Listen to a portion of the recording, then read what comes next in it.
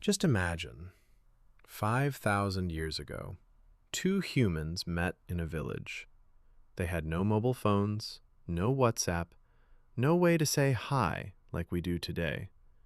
But even then, their heartbeats quickened, their eyes met, and the feeling that arose inside them, that same feeling arises in your heart today when you look at someone special. The question is, when did love begin?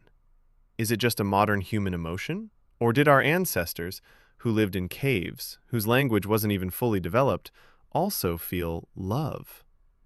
In this video, we're going on a journey through time where science, archaeology, and evolution come together to tell us exactly when humans first fell in love. And I guarantee you, by the end of this video, when you look at your partner, you'll see the same ancient magic in them that has been going on for thousands of years. Watch the whole video, because the last part is the most surprising. Hello everyone, welcome back to the channel. Today we're exploring a topic you may have never thought about before, the origin story of love.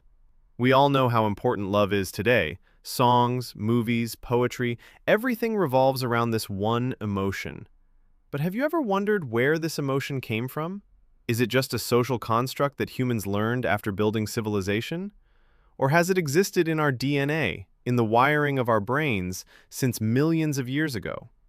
In this video, we'll cover four things: evolutionary biology, ancient pair bonding, evidence from Neanderthals, and graves that literally tell the story of love. Let's begin. First, let's understand what love actually is, biologically. Scientists divide this emotion into three parts. The first is lust. This is the most basic drive, for reproduction, controlled by hormones like testosterone and estrogen. The second is attraction. This is the stage where we're drawn toward one specific person. This involves dopamine and norepinephrine, the same chemicals that make us feel excited and high, similar to what an addict experiences. The third is attachment. This is long-term bonding that keeps us together for years and drives us to raise children. Its main hero is oxytocin, also called the cuddle hormone, and vasopressin. Here's the interesting part. These three systems are very old in our brains. Animals that care for their young, like wolves, prairie voles, and primates, also run on these same bonding chemicals that power our romantic love.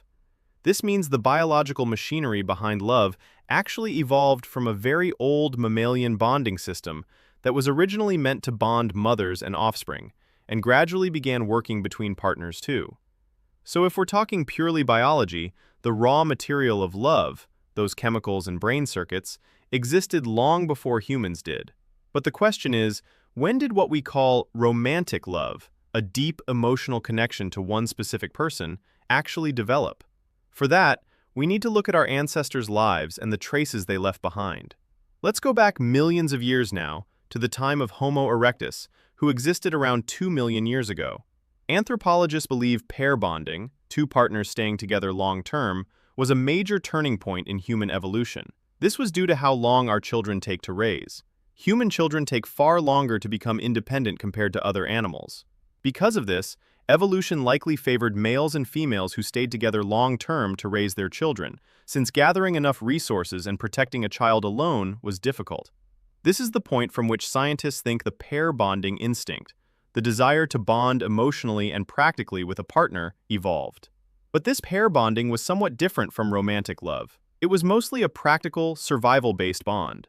Still, this bonding instinct laid the foundation on which complex human emotions were later built. Interestingly, when researchers studied 166 different cultures around the world, this is the famous 1992 study by Jankowiak and Fisher, they found signs of romantic love in over 88% of cultures, regardless of how ancient or modern the culture was. This shows that romantic love isn't just a modern Western idea, it's a nearly universal human experience found everywhere, in every era. Now let's talk about our cousins, the Neanderthals, who lived roughly 400,000 to 40,000 years ago across Europe and Asia. For a long time, people believed Neanderthals were dumb cavemen, just living in caves, with food and survival being their only concerns. But research over the past 20 to 30 years has completely changed this picture. Neanderthals buried their dead, sometimes with flowers, as seen from skeletons found in Iraq's Shanidar cave. They also cared for their sick and injured. Bones have been found showing that some individuals survived for years after being injured, meaning someone was caring for them, feeding them, staying with them. And here's the most surprising part. Genetic evidence shows that interbreeding occurred between Neanderthals and modern humans. Even today, most non-African people carry 1 to 2% Neanderthal genes in their DNA. This wasn't just about reproduction.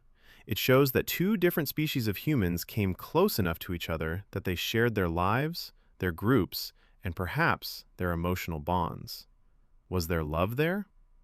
We can never say for certain because emotions don't fossilize.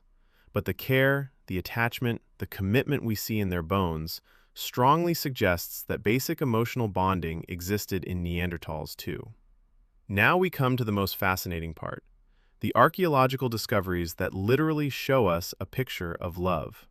The Valdaro Lovers, Italy. In 2007, near the city of Mantua in Italy, archaeologists found two skeletons about 6,000 years old. These two skeletons were buried facing each other, embracing, as if they wanted to hold each other forever.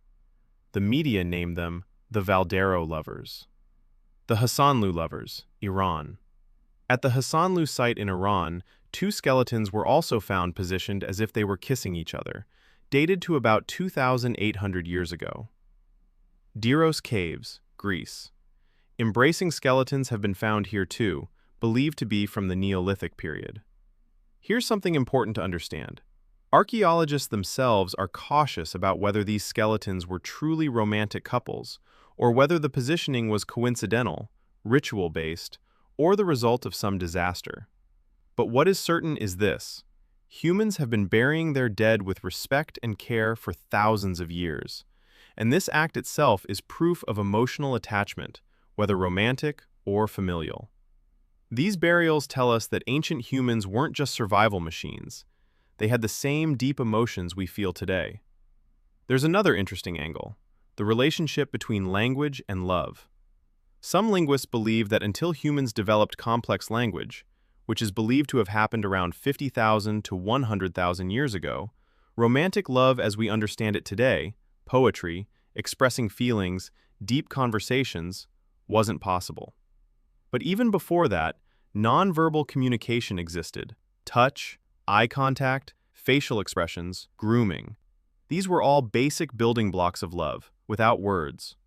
Once language developed, humans got the chance to name their emotions, and love went from being just a chemical reaction to becoming a cultural and emotional concept, something that could be sung about, something poetry could be written about. The truth is, there's no exact day or year for the first love. It was a gradual evolution. Millions of years ago, bonding chemicals developed in mammals. Then the pair bonding instinct developed in Homo erectus. In Neanderthals, we see evidence of care and mourning. Once language developed, humans named their emotions. And once civilization began, we see literal proof, like the graves of the Valdaro Lovers. So if you ask me when humans first fell in love, my answer would be perhaps the moment two humans first looked into each other's eyes and felt that nothing else in the world mattered in that instant, whether that happened 2 million years ago or 20,000 years ago. Take a moment to think. When you love someone, when you hold someone's hand, when you pray for someone, you're not just living your own feeling. You're becoming part of millions of years of human evolution. The same emotion that the two people at Valdaro felt for each other, found still embracing 6,000 years later, is the same emotion you feel today. Love isn't a modern invention. It's our oldest, deepest, and most human thing. If you enjoyed this video, please subscribe to the channel, like this video, and let me know in the comments. When and how do you think the first love happened? See you in the next video. Take care.